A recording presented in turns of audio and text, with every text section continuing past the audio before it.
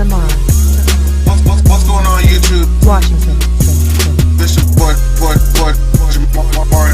Marty for here once again.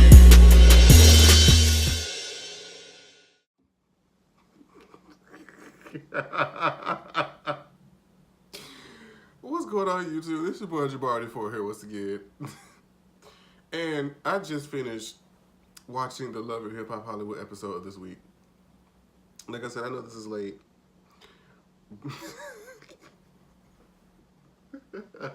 But I was watching Forest Rock. She had to put up a video. I remember she put up a Instagram video 2 days ago when the episode first aired, and I didn't want to see it because I knew it was about to spoil something that I hadn't seen yet, and I just watched Mona, bitch. Okay, we'll get to this episode, y'all. Ooh wee. This is probably one of the best episodes of Love and Hip Hop in a long time, across all seasons. I haven't had this much fun with Love and Hip Hop in so long, so I appreciate Mona. The level of fuckery in these 40 minutes, I tell you. So the fight continues from last week between Lyrica's people and A1's people, going at it, doing this, throwing chairs, you know, doing what they've been doing the past couple seasons that they've been on the show. That's really ain't been too much of a change. So then, when A1 is with his brother and his wife, whom, girl, I cannot, for the life of me, figure out what you're mad about. To me, this ain't got nothing to do. You are involved by proxy. You are married to his actual brother, so he's relevant. This is his mama, his wife, and her mama. You are the wife of the brother. What are you here for? You ask like, what are they here for? What are you here for? What are you mad at? I don't get it.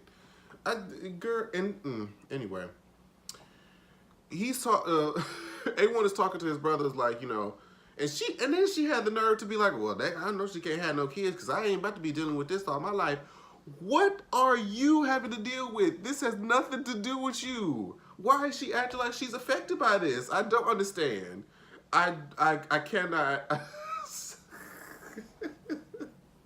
I'm telling you. So then, everyone is petty enough to be like, look, well, I don't care what y'all have to say because guess what? You have another grandkid on the way. And of course they're like, what the fuck? This, that, and the four, blah, blah, blah. Well, and then the brother go like, well, I need you to make sure that it's yours because da da da da. And I'm just like, wow, that's what we doing? So that's what we doing? Okay. And he's like, you know, that's fucked up. Me and my wife done made up. And then, you know, my mama's like, you know, that's fucked up that you gonna bring this grandchild with this crazy lady and da da da da. And he's like, you know, it's fucked up that my mama said it, but it's even more fucked up that my brother's saying that it may not even be mine. Girl.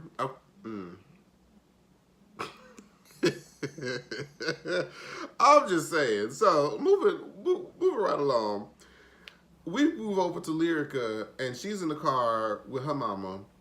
And, you know, she's like, I ain't want all this drama. It's always drama when we meet up with them, this, that, and the fourth. And it was supposed to be a happy time because we're supposed to be telling you guys that I'm pregnant. And she's like, you gotta be fucking kidding me. Gets out the car like, I gotta go. And she runs out into the street like most dramatic people on Love and Hip Hop do, running off somewhere when they hear some dramatic news. And she starts crying. And she's like, you know, it's healthy that she's having a baby with her husband, but it's not healthy because of the family that he's attached to, all this friction and drama between the families. And I want to say that she's crying because she feels like the baby may not have a supportive family system or a family unit upon birth. I'm taking that's what she's crying about. But, you know, of course, Lyrica's kind of upset that her mom wasn't able to be there to be the person to be like, you know, I'm proud of you, I'm happy for you, you know, this, that, and the fourth. So, we gonna see how this whole baby situation affects their parents later. Next scene is we get Sean Love, whatever, Amber Diamond Mama. They doing this photo shoot for Amber for her album cover.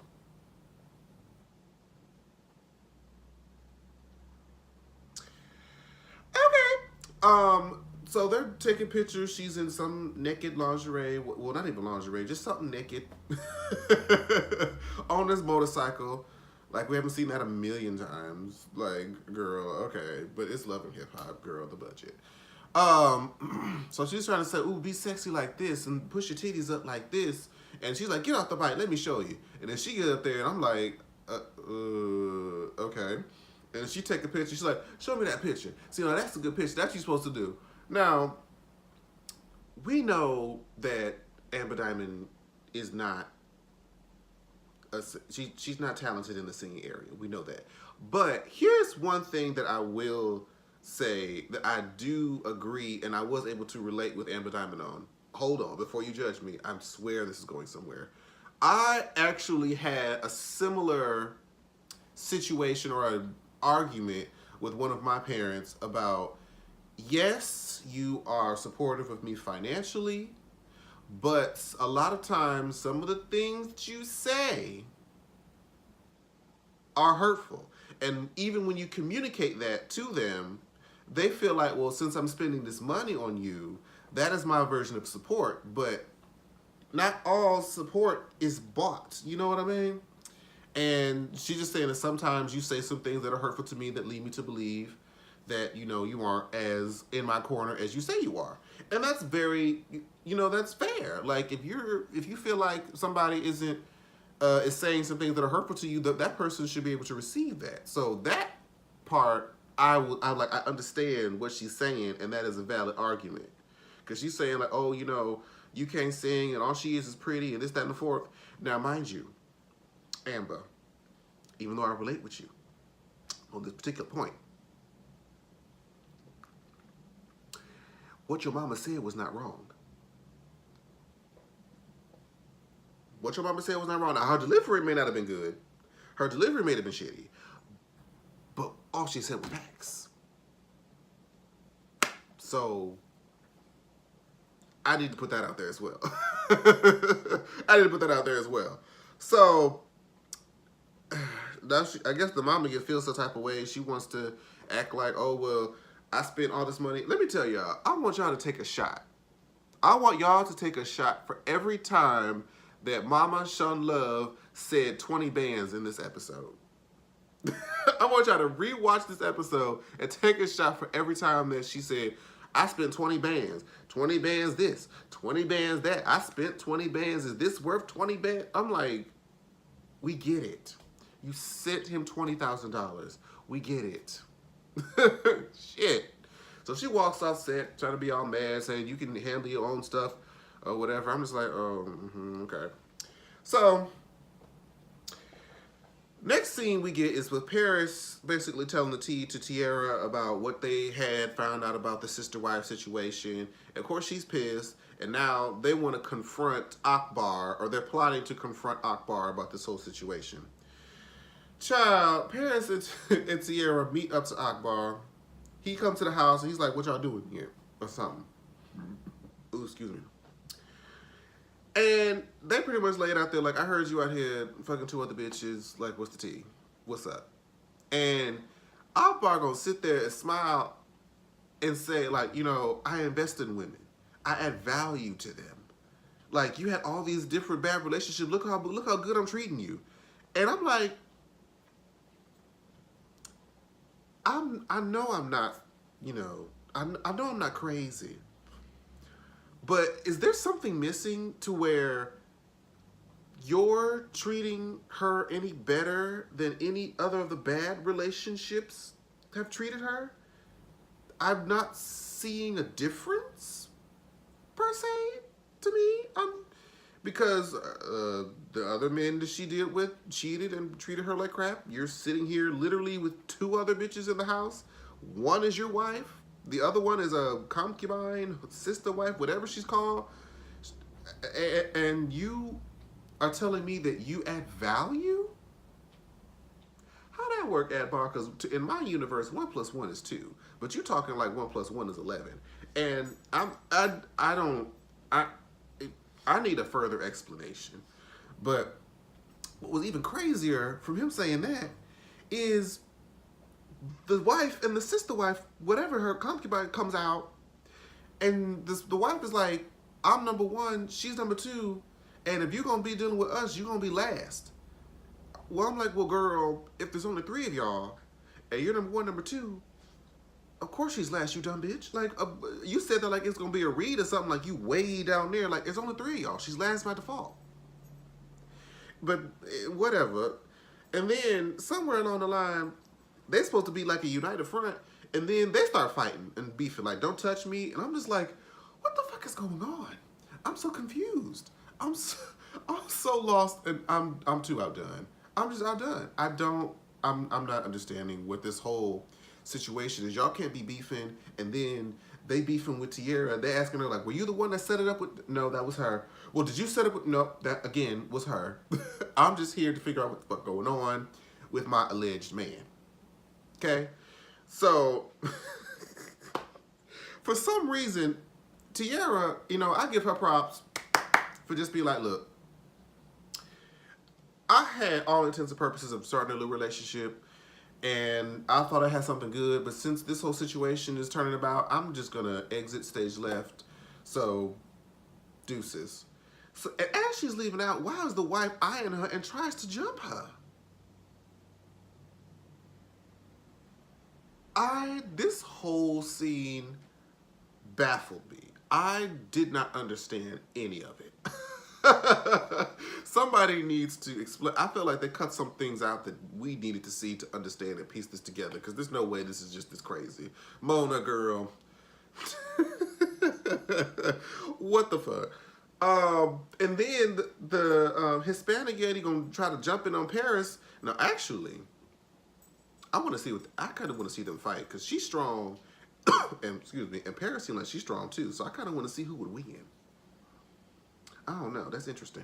But they start jumping on each other, and I'm like, what is the beef here? She didn't even she didn't disrespect you. She's trying to figure out what's going on, and you jump her. And it gets crazier. The woman, as everybody's bickering amongst each other, the wife looks to Akbar and is like, see, this is what happens when you pick women without me. What, bitch? What is look, Tierra, you took way too long to leave. I would have just been like, you know what? I wouldn't even have went to the house. I just would have cut him off, but like, look, whatever, bye-bye. Who has time for that? Who, I ask you? Who? Girl. So, off of that, where are we at? K Michelle meets up with Safari, and Safari basically tells him, like, I'm kind of mad at you because when she went off to Lyrica about Safari, about me and Lyrica, now it's like jumping back on me. AJ asking me,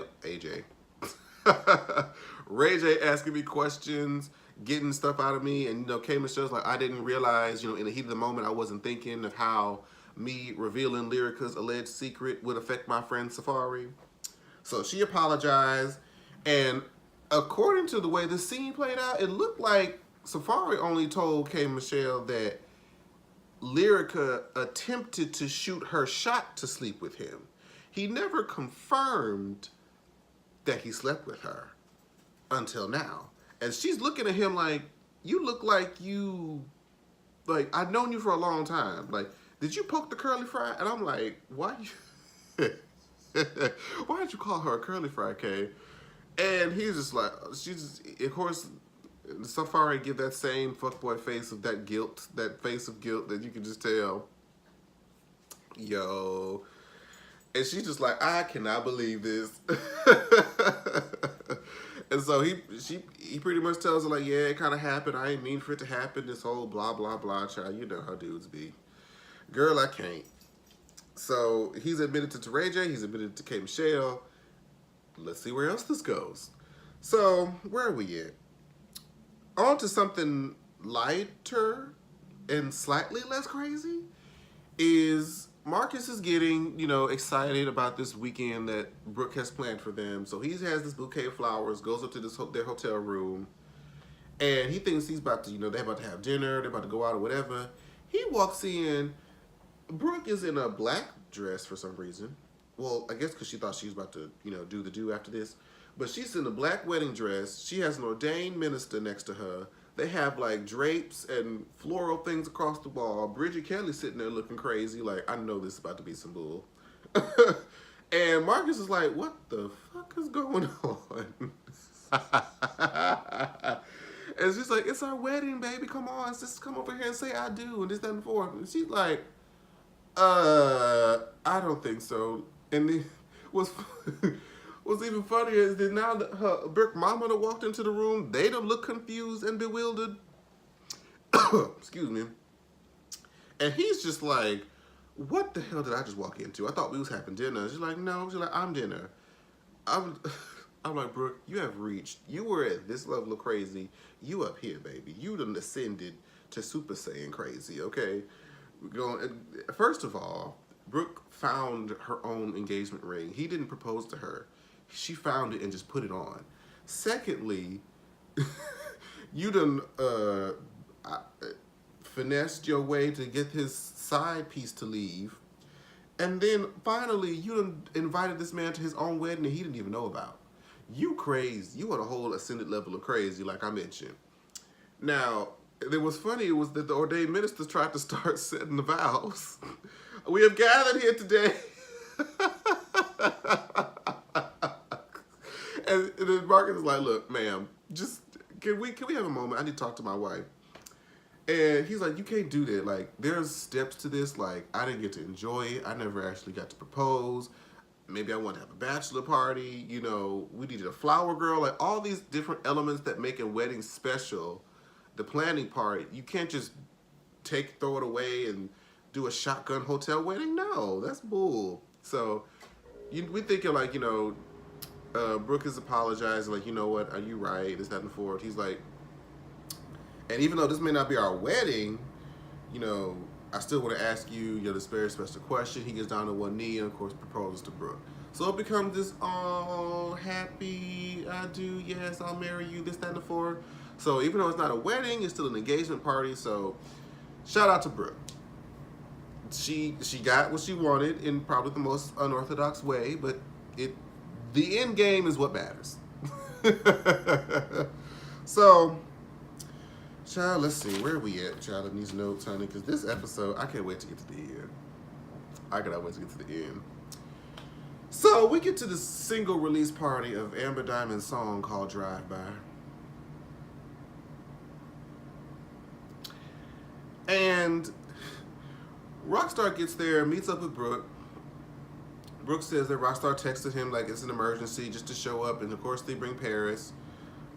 He says that he basically bribed the crowd to bob their heads, and he wants them to cooperate as well. And I'm like, why are you doing all this? I guess for the $20,000, but at the end of the day, it's not worth it. I don't believe it's worth it. So he's paying all these people. And they play the song.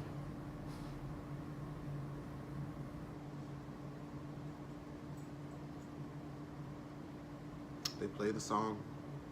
The song was played. It entered everybody's eardrums.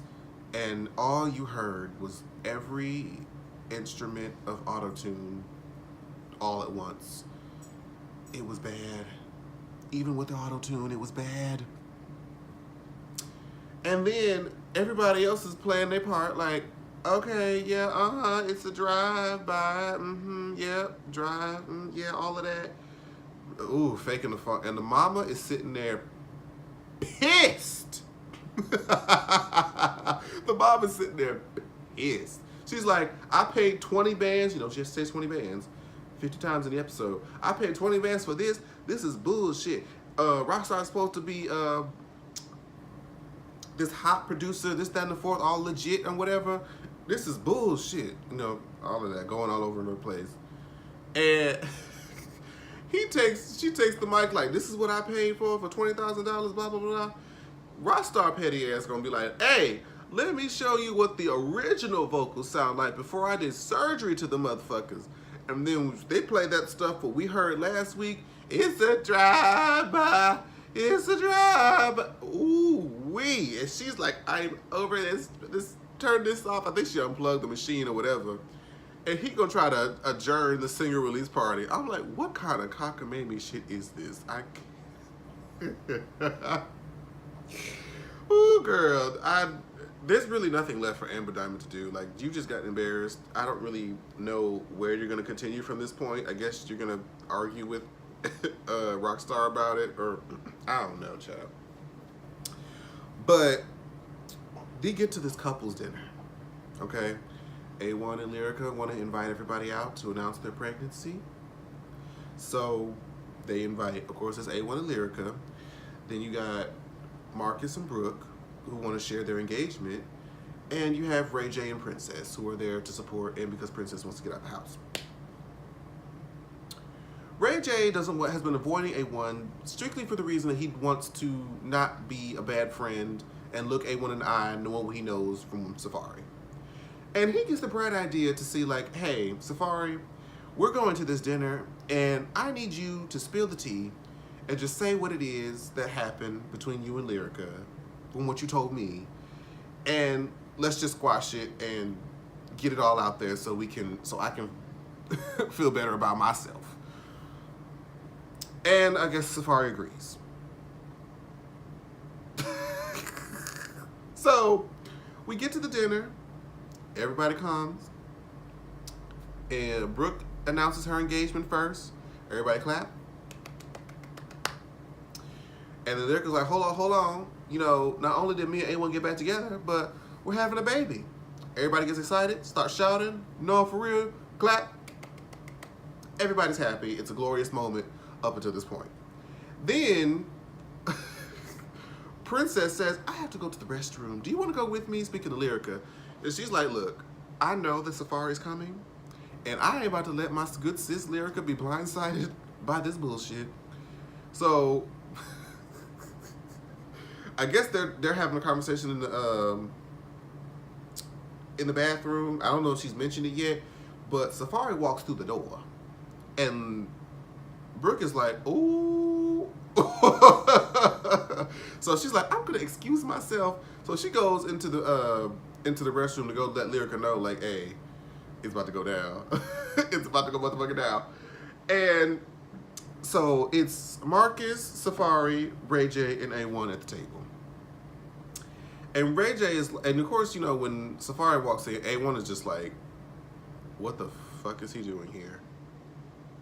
And it has nothing to say. It's just not, he's not prepared for what is happening right now. And he goes and is like, look, Ray J is trying to facilitate this whole distribution of information, basically.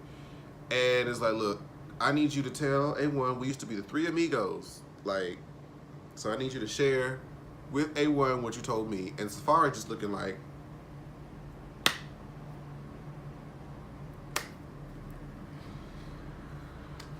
you know, doing all of that, like, say something. So he's like, look, Ray J's like, all right, Safari told me that he had sex with Lyrica. And Ray J just dropped the ball. And of course, Marcus is sitting there with his jaw to the floor like, well, this is awkward. And of course, A1 is just sitting like, you know when dudes be real mad and they don't really know what to say. They don't really want to look like they pissed on their face, so they cover their mouth like this. Like they're really listening when they know they're about to fuck you up underneath their breath. That's what A1 was giving. Meanwhile, Brooke has alerted Lyrica of what is occurring at the dinner table. Oh shit. Hold on. Damn PlayStation. So she's like, he's like, I'm listening. A1 is waiting for Safari to say something. Ian wants Lyrica be like, yo, I don't care what's going on. I have nothing to hide. Blah blah blah. And what's funny is when Lyrica said that she was pregnant, Ray J's like, actually Ray J said this. I believe one of their mamas said it. I think it was Lyrica's mama that said it. Like, A1 and Lyrica have been separated for some weeks, not having any sex. And now she's pregnant amongst the rumors of her and Safari and boned.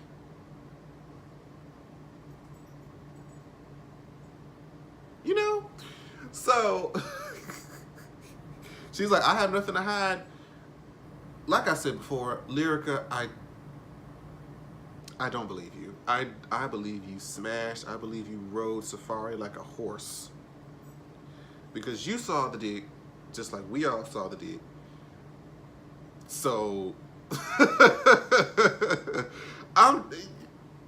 listen, you did what you did. He's already admitted to it.